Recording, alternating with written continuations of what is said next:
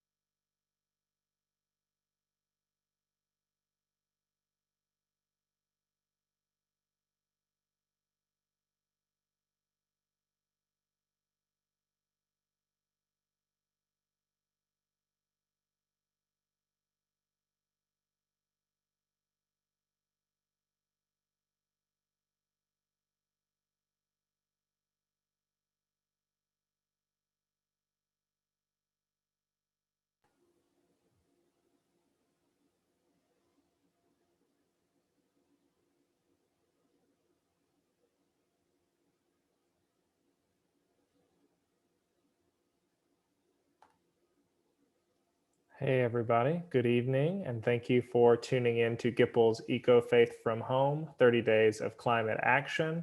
We want to especially thank the Ray C. Anderson Foundation and Drawdown Georgia for making this 30-day event possible.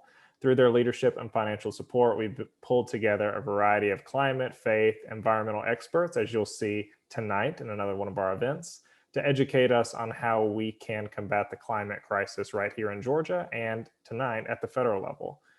Tonight, our workshop, Beyond Your Home, Federal Climate Advocacy, will be led by none other than Jonathan Laycock-Nisley, who is the Federal Policy Associate for National Interfaith Power and Light, Molly Rausch, the Public Health Policy Director for Moms Clean Air Force, and Liz Pereira, Climate Policy Director for Federal Policy with the Sierra Club. Just a few reminders before we get started. This workshop will be recorded. You can view the recording and share the recording from GIPL's Facebook page and YouTube page. Please keep your cameras off and your mic muted for the duration of the presentations. We will have 3 presentations tonight. We'll start with Jonathan, and then it will go to Liz, and then it will go to Molly. After which I will ask a couple of questions, and then we will open it up for Q&A on anything that you all have to talk about. So whether you are in Zoom or you're on Facebook, please just comment your questions and we'll gather them and bring them to our presenters. Also on May 1st, GIPL launched our Spring Appealing campaign, and we are in the process of raising funds so that we can continue to put on events like this and continue to equip faith leaders to engage in federal advocacy. So please consider going to gipl.org/donate if you feel so inclined to participate in that campaign. And with no further ado, Jonathan, I will pass it off to you to talk about what the federal landscape is on policy and why people of faith should be engaged in that work. Thanks so much. Thanks, Cody. It's great to be with you all. So yeah, like Cody said, I'm the Federal Policy Associate for National Interfaith Power and Light. And so it's my honor and privilege to represent Georgia IPL and 36 other IPL state affiliates across the country on Capitol Hill, and do the work of connecting people of faith like you with your members of Congress so that you can speak out for good legislation that cares for our creation. I think it's so valuable to do this work, do policy advocacy for good climate laws in faith communities, because all of our faith communities have the shared values that are needed for action on the climate crisis. We all value the divine gift of this earth, our common home. We all value the divine gift of breath, of life. And we know that those gifts are threatened when we burn fossil fuels for our energy. I think that when the message of the climate crisis comes from people of faith, politicians, our elected leaders, they hear that message a little bit differently. I think often when they, hear about the climate crisis, they might hear about it as a scientific issue. Hopefully they recognize it's a social issue. But when they hear about it from people of faith, I think they hear about it as a moral issue. And so that is the framework that we can use, and that really helps break through some of the partisanship that can so easily break down conversations on environmental issues. So I don't know, maybe you can drop in the chat what experience you have contacting your members of Congress. Have you sent emails, made calls? Have you had a meeting with a congressional staffer? Let us know what you've done so far, and then hopefully tonight we can help you get ready to take that next step. So I'm going to share my screen here.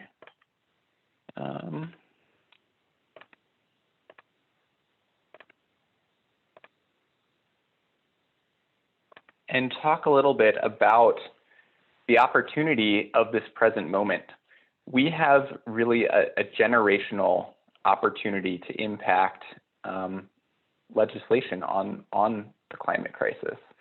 Right now, Congress is writing an infrastructure package. President Biden has laid out an outline for a $2 trillion investment in our country's infrastructure, both because that infrastructure has been, crumbling for far too long, but also as a way to help get our economy going again and create jobs coming out of the COVID pandemic. And so I think often when politicians, maybe when anyone hears infrastructure, the first thing they think is roads and bridges. And certainly there are a lot of roads and bridges in our country that need help. But I think we have a special role to play in making sure that when they hear infrastructure, they're hearing the basic question, what do our communities need to thrive? And clean energy has to be at the top of that list. So one of the things that's really exciting in President Biden's proposal is that it would create a national clean energy standard for the first time. There are a number of states across the country that have clean energy standards.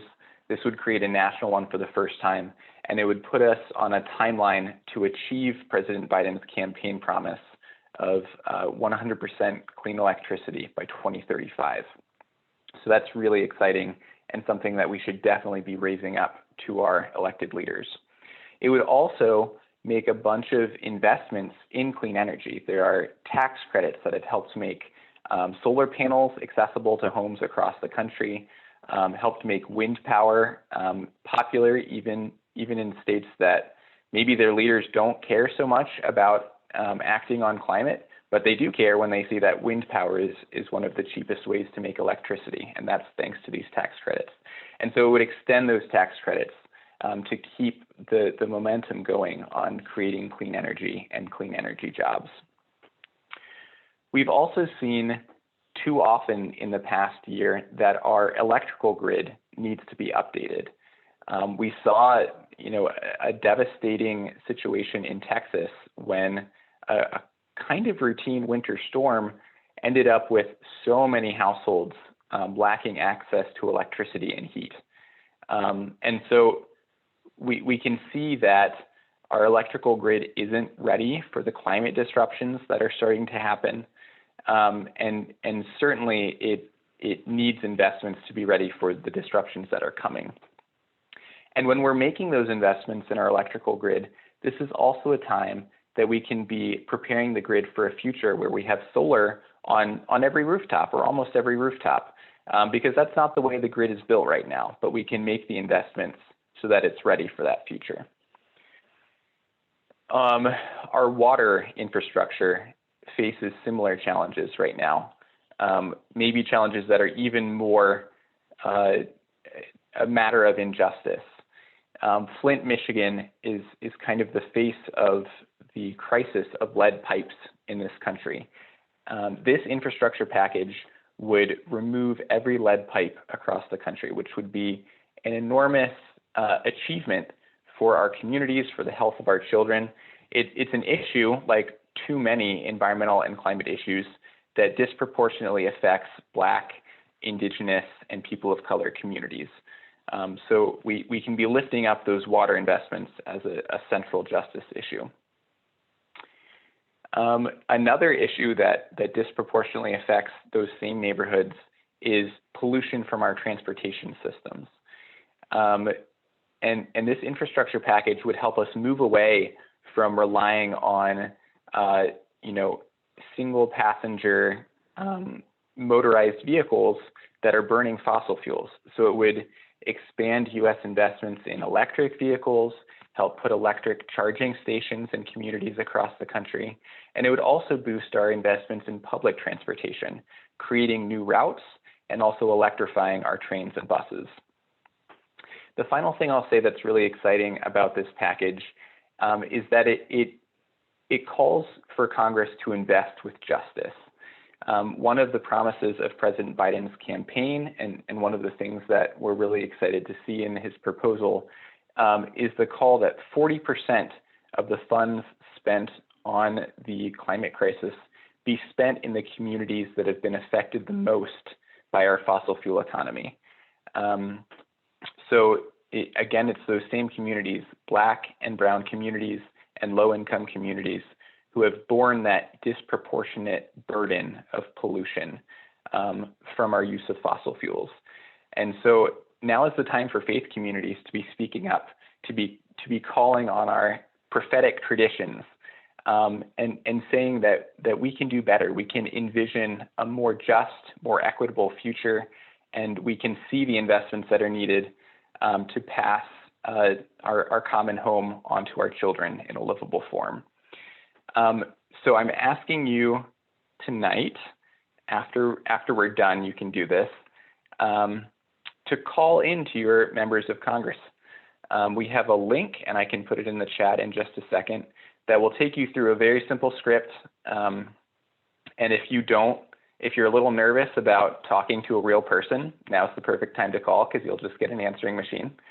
And you can leave that message, because Congress is writing this legislation right now. So this is the perfect time for us to make our voices heard. So with that, I'll pass it to Liz. Thanks, Jonathan. That was fantastic and wonderful to be with all of you tonight. My name is Liz Pereira, and I serve as our Climate Policy Director for the Sierra Club here in Washington, D.C. And yes, I am here to dig in a little bit more on some of what Jonathan has laid out and talk about this incredibly historic opportunity that we have in front of us. And in the next probably 6 months, we are going to potentially see our federal government invest more money in our economy than we've seen since the New Deal. And we have an amazing opportunity to shape that investment and really build a clean energy economy, move away from fossil fuels, and do so in an equitable and just way. And it is extremely exciting, and we absolutely need everyone's help on this call here to actually bring that message to Congress right now, and really, lift up all of the faith voices that you know and your neighbors, and encourage them to bring this message to Congress. And you've probably already seen President Biden in his first 100 days has taken significant, bold action, including a number of executive actions and orders on the climate crisis and the pandemic. Since he's been sworn in, Biden has rejected the Keystone XL pipeline. He's rejoined the Paris Climate Agreement. He's set new and ambitious climate commitment of 50 to 52% by 2030. He has also re-granted California's Clean Air Act waiver to implement stronger protections from car emissions. He has repeatedly paused onshore and offshore fossil fuel leases. And he also signed the American Rescue Plan into law, which many of us know has really made a difference in our ability to recover from this pandemic.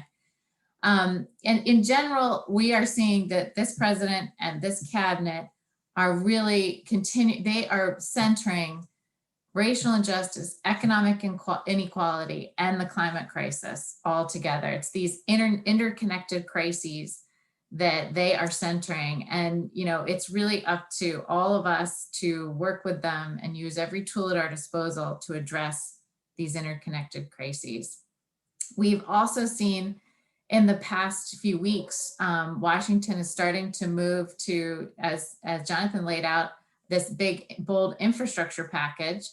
And many of you may have heard of the Thrive Agenda, the Thrive Act that we joined with 250 other groups, with Interfaith Power Light and many, many groups, to push for what we say are 3 really important things when we talk about this economic renewal package, which are scale, scope, and standards. And the important thing to remember, these three S's are what we need to remember in this overarching package. In terms of scale, the president is talking about spending potentially $1 trillion a year over the next 4 years.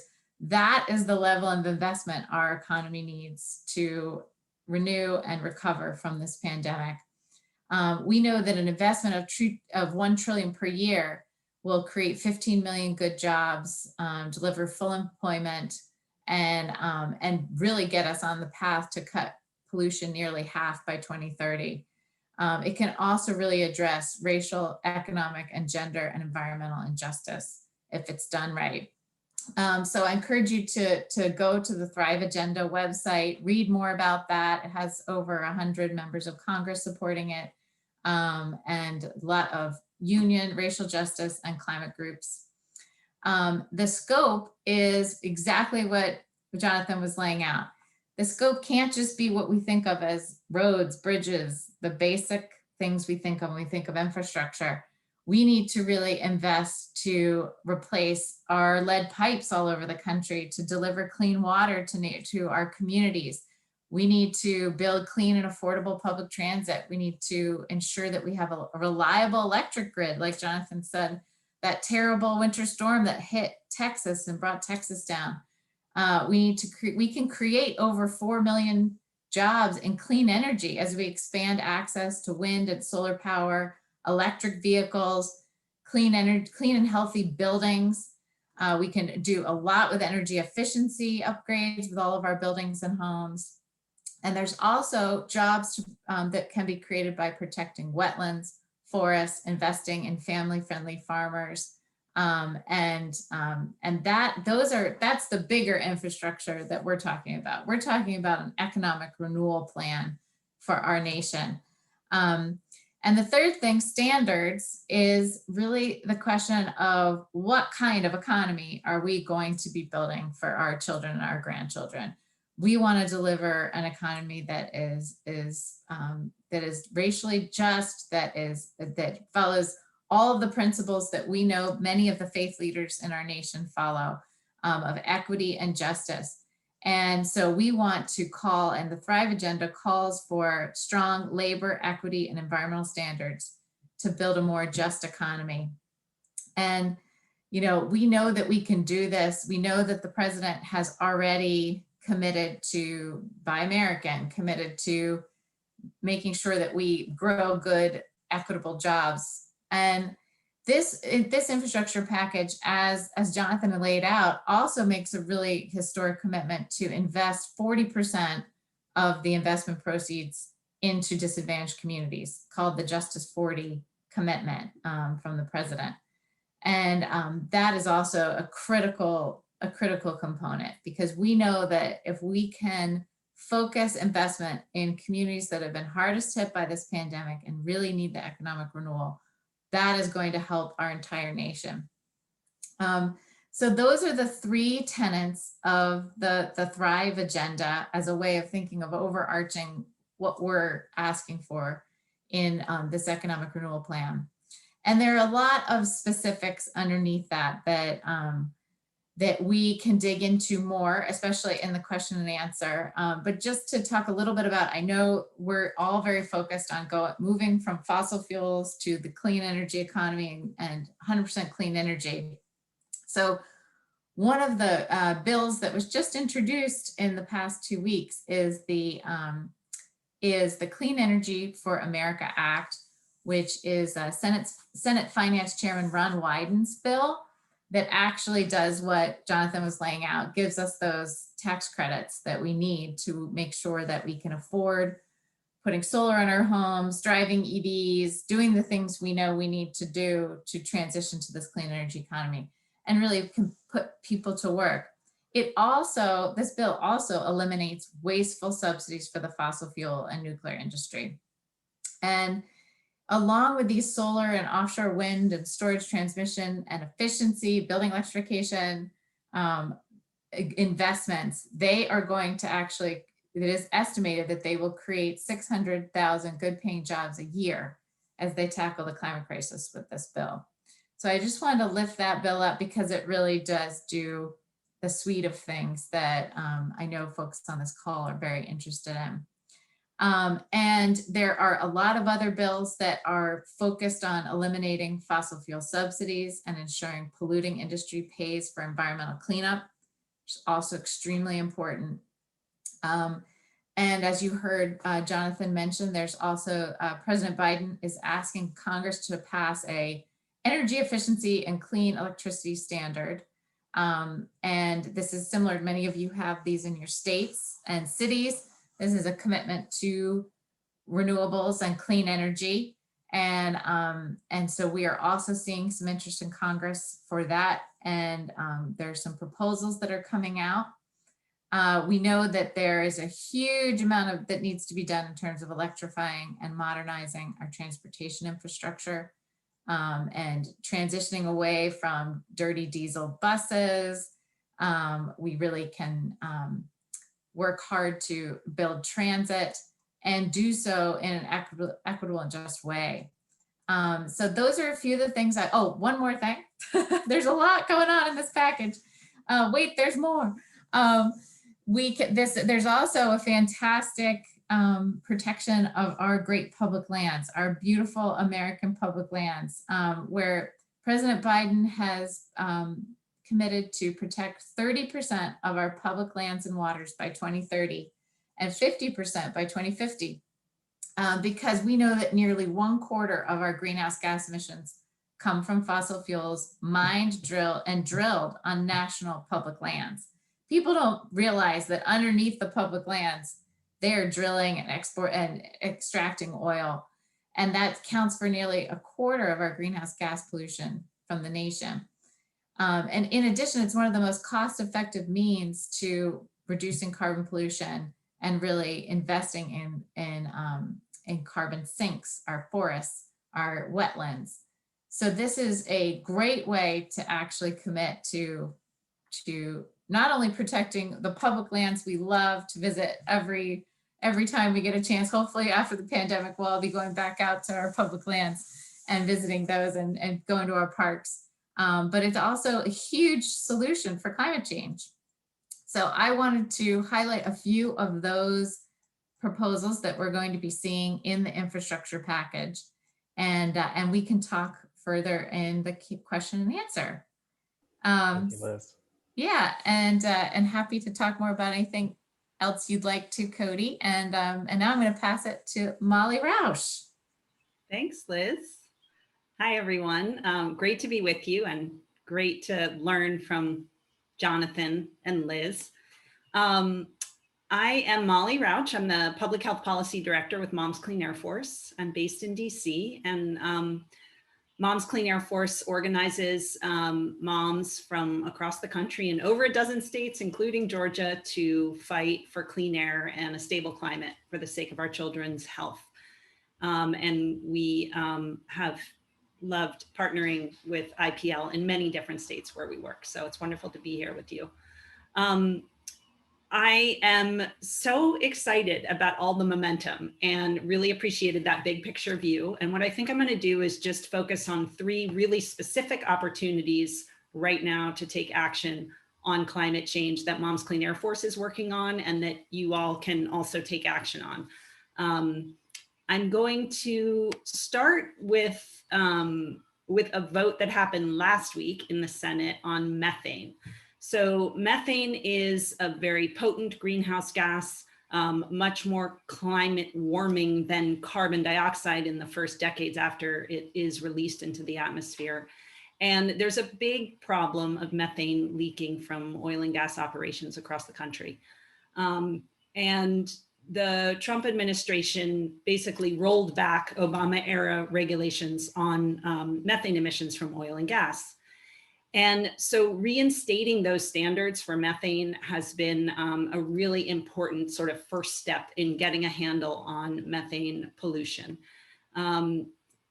Today is actually World Asthma Day, and asthma is a major issue for our moms, our families, our members across the country. And it's actually highly relevant to methane pollution because not only is methane a very potent greenhouse gas, but it is also a volatile organic compound. It is a type of chemical that when it is in the presence of heat and sunlight, it combines in a chemical way to form ground level ozone or smog. And smog is a powerful lung irritant that triggers asthma attacks and interferes with normal lung development and actually makes lungs more vulnerable to infection.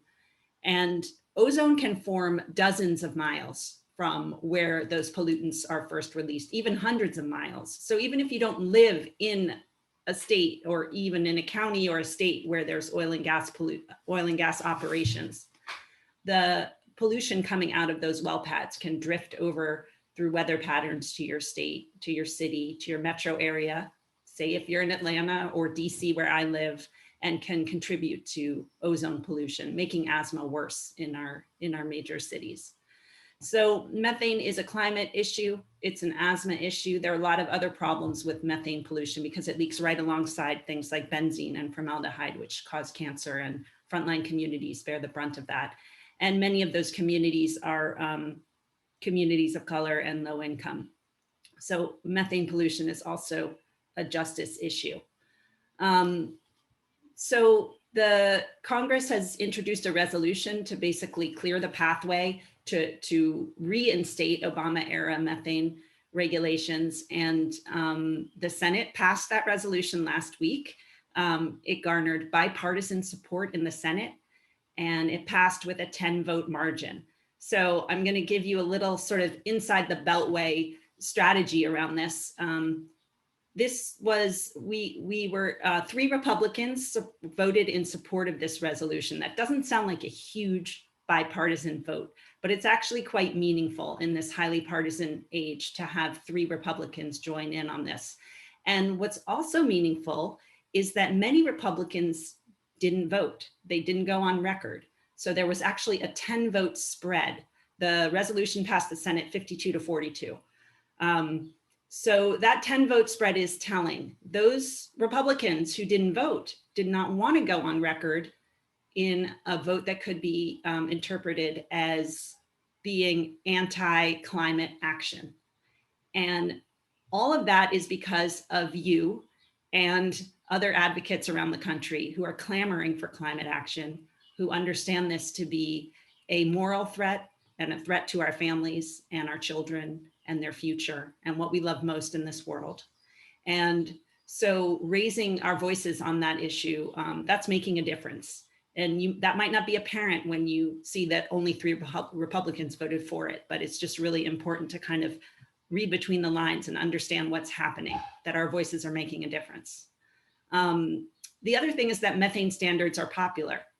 Even some of the largest oil and gas companies are supportive of there being methane regulations in place. It's helpful for them to have that kind of stability, and they're also trying to figure out ways to publicly recognize the climate crisis and own up to the massive pollution that they're causing. And so there's some industry support. So now that the Senate passed this resolution, it's time for the House to do it. And it's up to us to put pressure on our lawmakers to continue that momentum.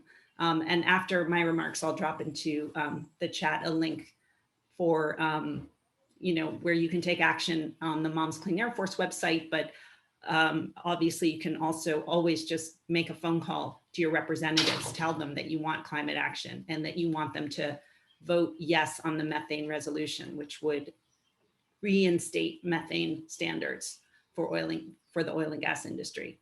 So that's a really big initiative for us, and we expect there to be a vote within the next couple of weeks on that. So that's a really this is an urgent moment to raise our voices on this. And obviously it's just a first step in getting a handle on this emissions source, but it's also really important because it's the first congressional vote on a major climate issue in a long time. So it's really exciting that we got this win last week, and I'm still walking on air about that.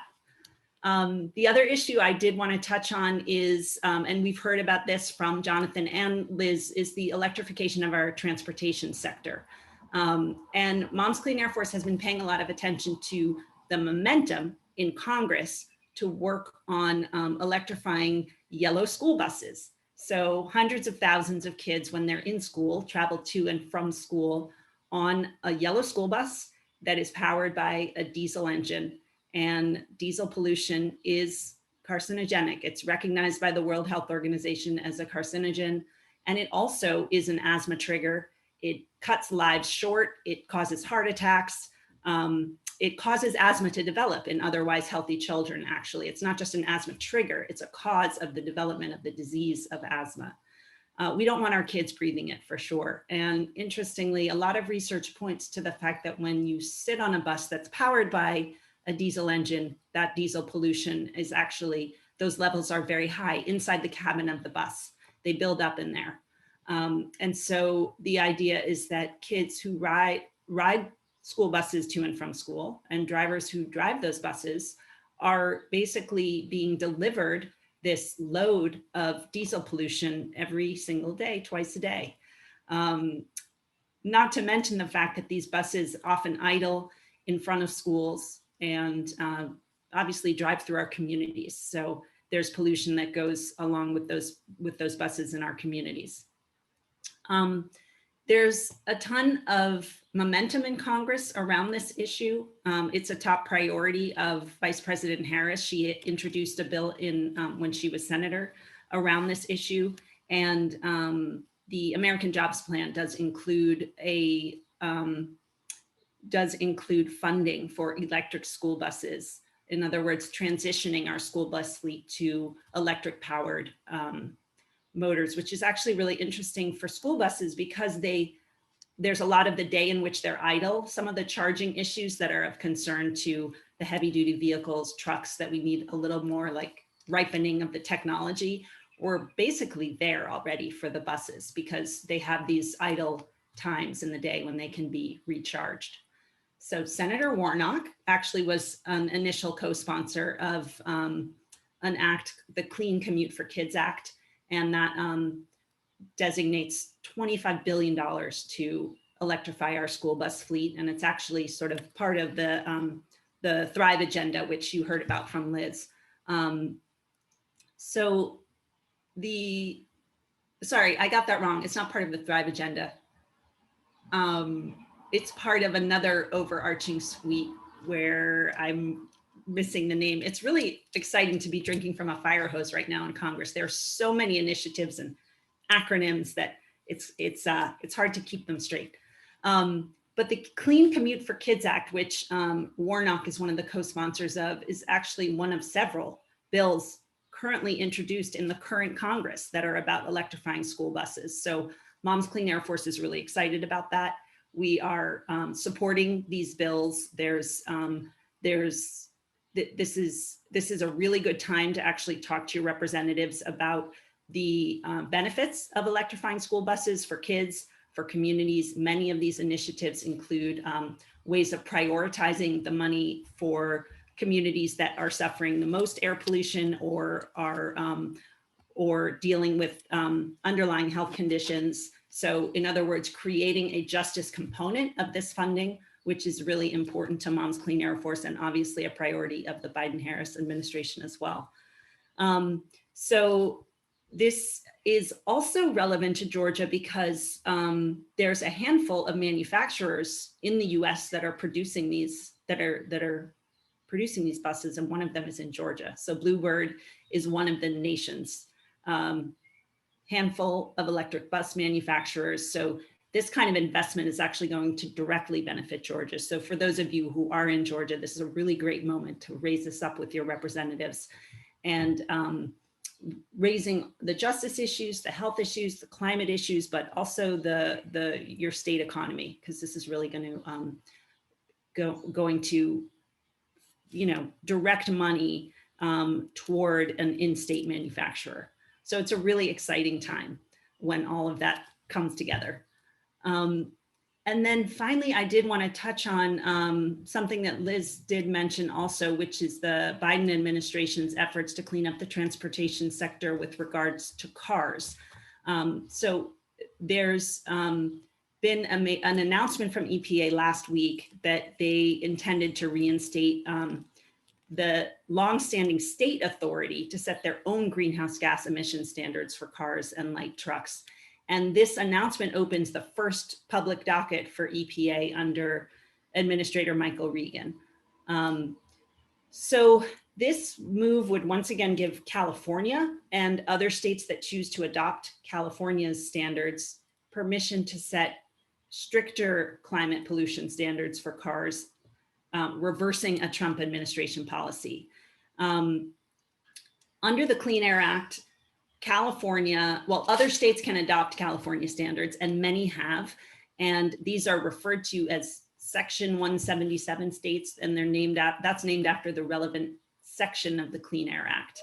And they include a lot of East Coast states like Connecticut and Delaware, Maine, Massachusetts, New Jersey, New York, some West Coast states, Oregon, Washington, obviously California, and DC where I live. And there are some other states that are trying to join this. Together with California, all these Section 177 states represent more than a third of the nation's auto market.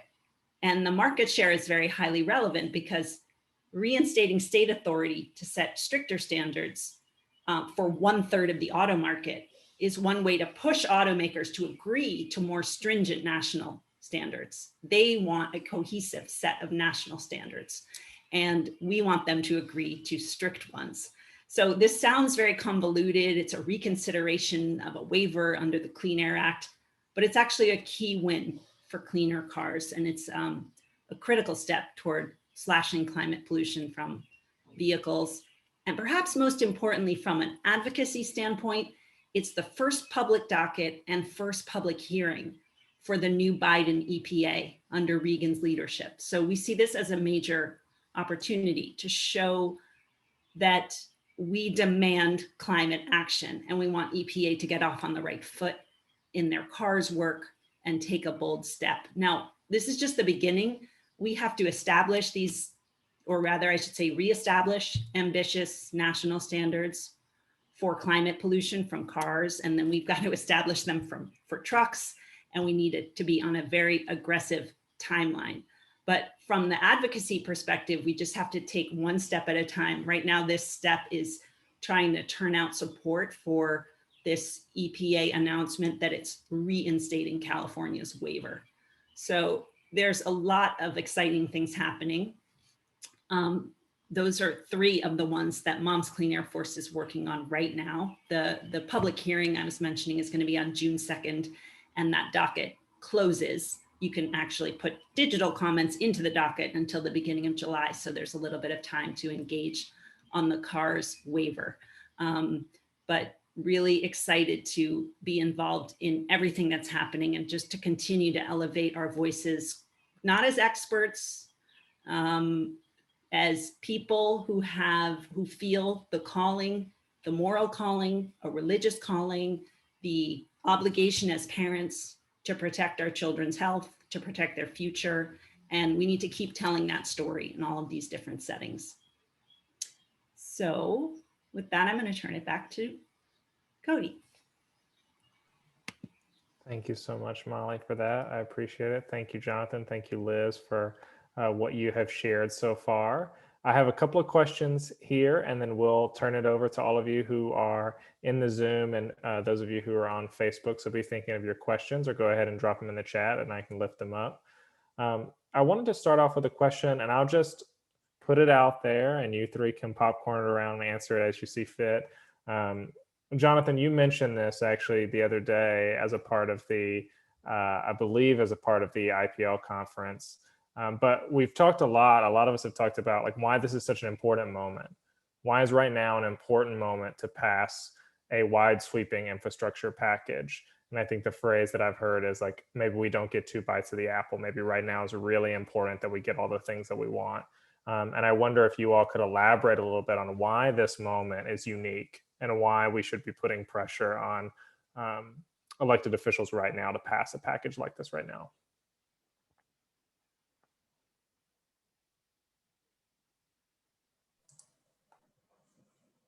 I can go first if you'd like, Yeah, or Jonathan, go for it.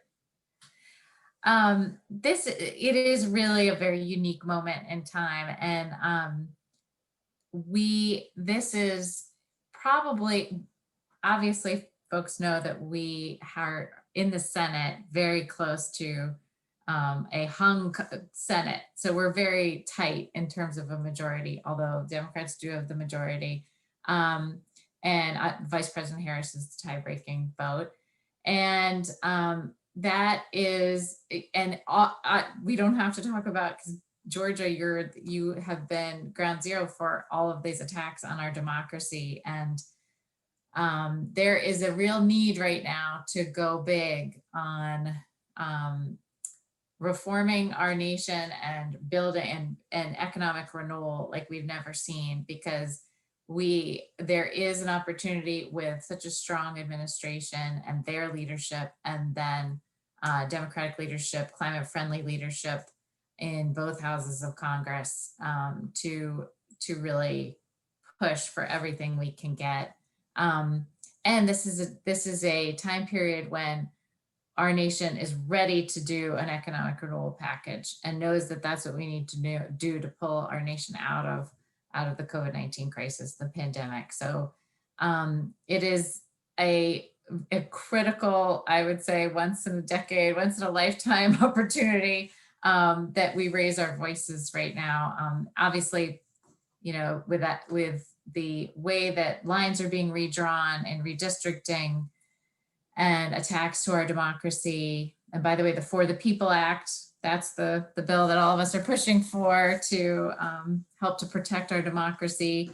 So you can also learn more about that and the action alerts on the Sierra Club website, I will direct you to. But that to me is why this is such a critical moment. And we can't let it pass us by.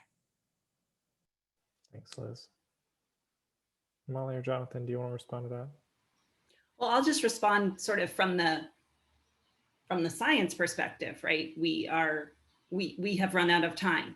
So every single moment that we wait makes it all the more critical that we act now. So we have this unique political situation that Liz was describing. We have the first president to have run and won on a climate platform, but we also have this this urgency based on chemistry and physics that has nothing to do with Washington. So I think that's part of the power of a group like IPL carrying that conviction and that passion into these conversations. We've waited too long, and it's urgent that we act now. Thanks, Molly. Yeah, absolutely. I mean, so, Liz talked about the political moment with the Senate, which is kind of a rarity. Molly talked about the climate imperative. The only thing I can add is that there's political momentum, political will for big investments right now, which is really rare, actually, from both parties. And coming out of the pandemic, as we're starting to see the light at the end of that tunnel and trying to get our economy moving again, there's this rare political will to make big, bold investments. So if we don't capitalize on that now, the moment could pass and we could miss it. Yeah, thank you all. I think that helps answer that question well enough. The next one that I have is actually taking a step back from the infrastructure package and thinking about the other arms of government that influence the environment that maybe don't have to do with legislation. So now we have a situation where we have a more emboldened EPA, we have a renewed and emboldened Department of the Interior. And I just wanted to ask, what do you hope and what can we expect out of those bodies now that they are renewed and refreshed and actually work under an administration that is prioritizing climate? Well, maybe I could start. I mean, one thing that's really important is that, at least in the case of EPA, it's been hollowed out, right? It has a renewed and refreshed mandate, but it actually needs to rebuild its workforce.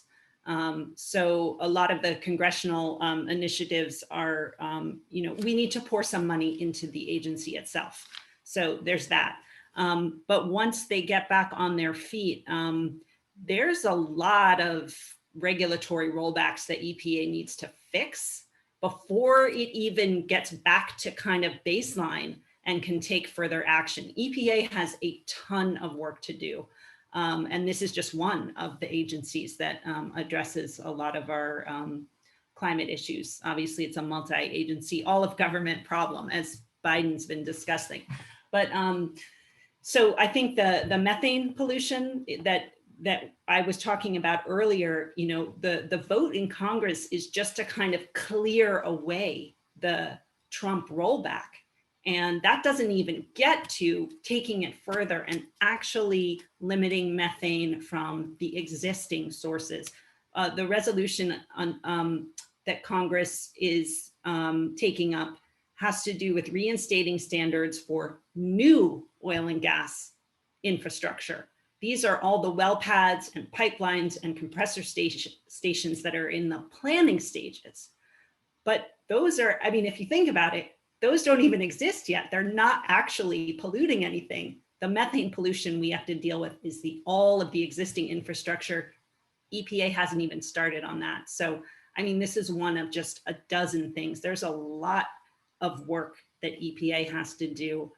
Now, I feel like that can feel a little bit overwhelming, but for me, it's just galvanizing as an advocate. You know, we have our work cut out for us. We need to be calling for bold action at every one of these junctures. Every time these climate related public dockets open, we need to flood them, because EPA and our lawmakers need to understand how much political will there is for this action. So to me, it's just like, yeah, let's get ready. Let's like get those muscles fit and lace up our sneakers. We have so much work to do as advocates to kind of back up all of the work that EPA has to do. And I focus a lot on EPA. I know there's a broad range of other agencies that we also have to look at. Thanks, Molly. And I'll just add to Molly, because she's done such a great job with EPA. There are other parts of obviously Interior and CEQ, which is the part of the government that actually helps us to implement the National Environmental Policy Act, which is how communities lift their voice in federal infrastructure projects. And we have Brenda Mallory is the new head of that. And there will be opportunities to call on CEQ, the Council of Environmental Quality, to actually really interpret the National Environmental Policy Act to protect us when big projects are proposed that are federal projects. And so that'll be really important as well. I know all of you too, I know there's the Okefenokee Swamp, the controversial mine that has been proposed in Charlottetown County. And I know that there's a big effort with Army Corps of Engineers. The Trump administration had actually made it much easier for that to go forward. So as Molly was saying, we have to dig ourselves out of a terrible situation that the last administration put us in, and roll back a lot of critical environmental public health rules. They rolled back a lot of the NEPA protections that we have to actually protect communities when these big projects are proposed, pipelines, mines, big infrastructure projects that really could be wrong for our community. So I wanted to just highlight that as a few. And then obviously Interior has a huge role to play in this. And Secretary Holland, who's the first Indigenous Secretary of the Department of the Interior, is really going to be providing incredible leadership there, and really engaging tribal leaders and environmental justice leaders from across the country, and helping to actually lift the voices of people who could be most impacted by these projects, implementing the 30 by 30 commitment to protect public lands.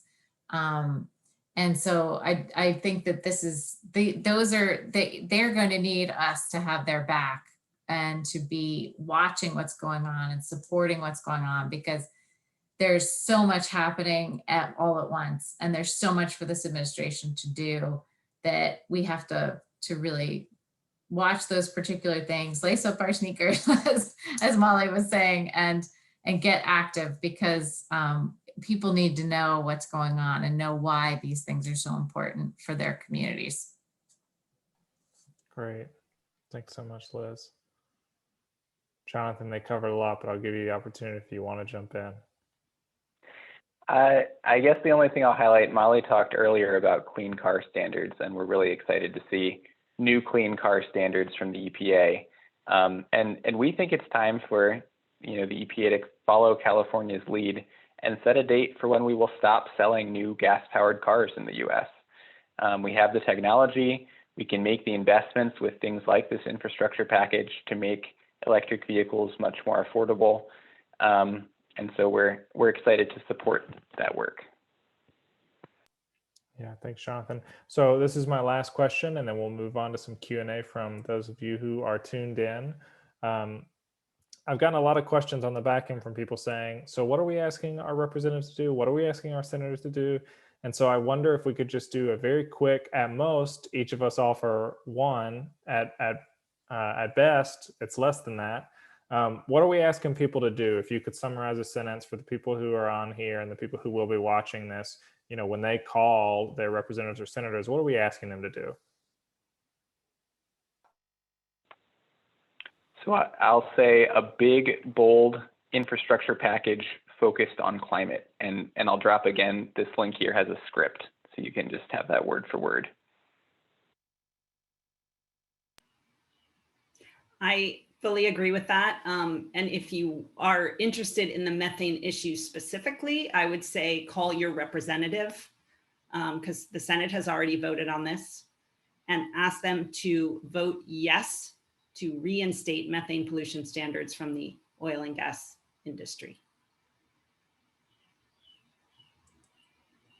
Absolutely. And I will put in an action in the chat as well that we will also just add to that, totally support what my colleagues say here, to support the Wyden bill, which is that Clean Energy for America Act that actually puts the clean energy tax incentives in place and repeals fossil fuel subsidies.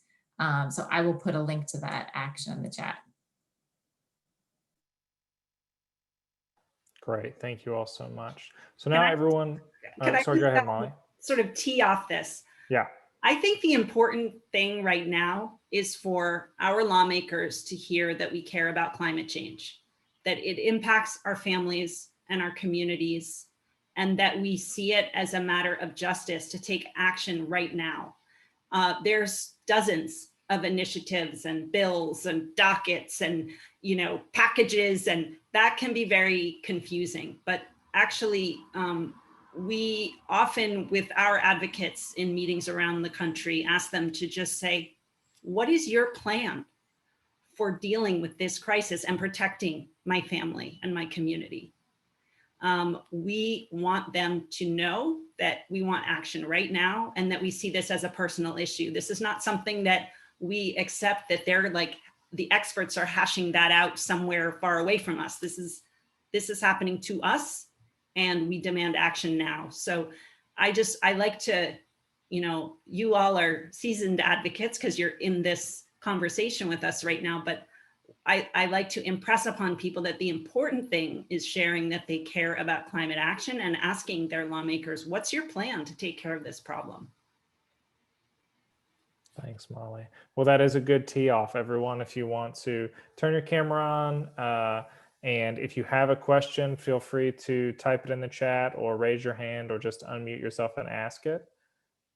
And we'll leave some space and hopefully have some conversation.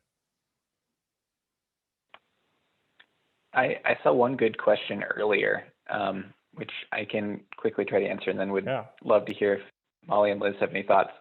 So someone wrote, my representative and my senators are already supportive of an infrastructure package, maybe supportive of climate action in general. Should I still call them? So that's a great question.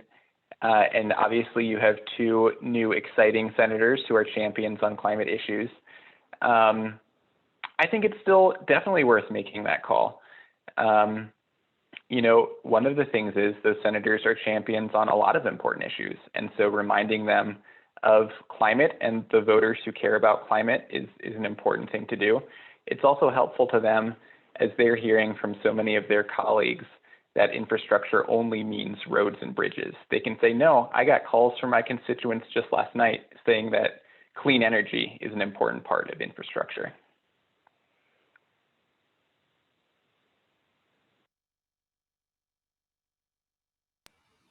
Yeah, great.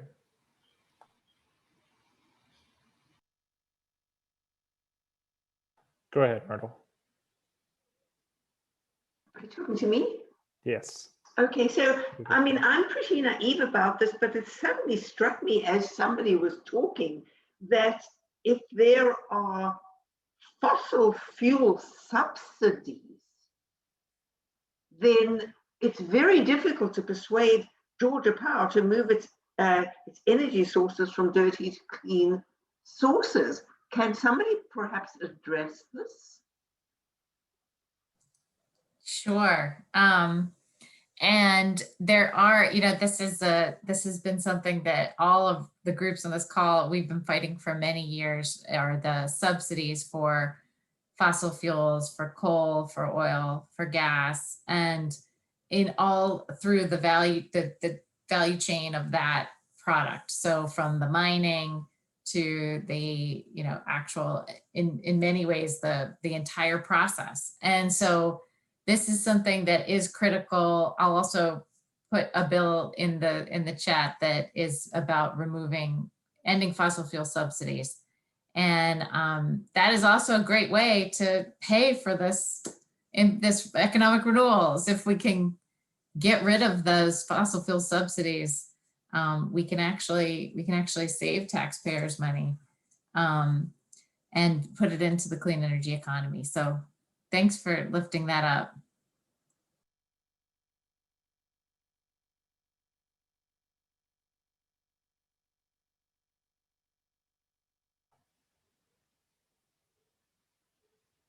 That's a good question, Susanna. I'll lift that up to the panel.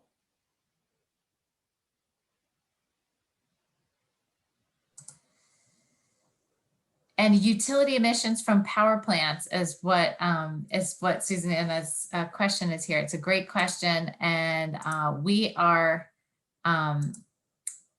still, as Molly said, we are pushing for a suite of rules to regulate the power sector through EPA, to not only regulate on the air pollution that we know hurts our lungs and hurts our communities, but also, move to regulating carbon pollution from power plants. And folks know the Clean Power Plan was stayed by the Supreme Court, and that was vacated. So now the Clean Power Plan is actually back into effect, but the EPA will likely plan to reissue some type of Clean Power Plan for existing power plants.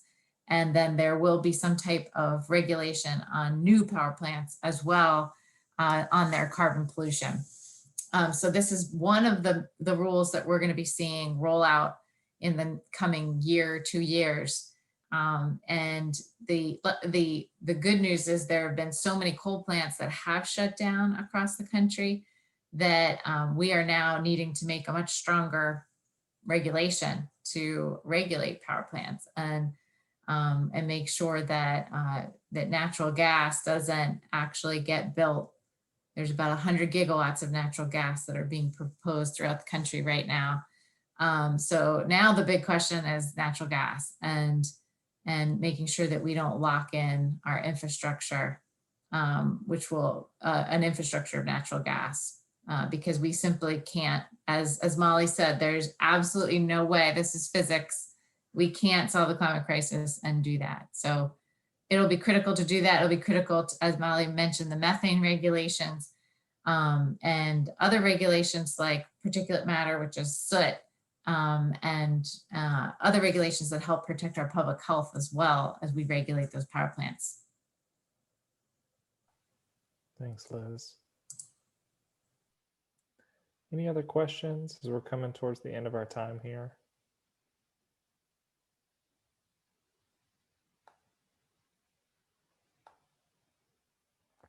Hearing none.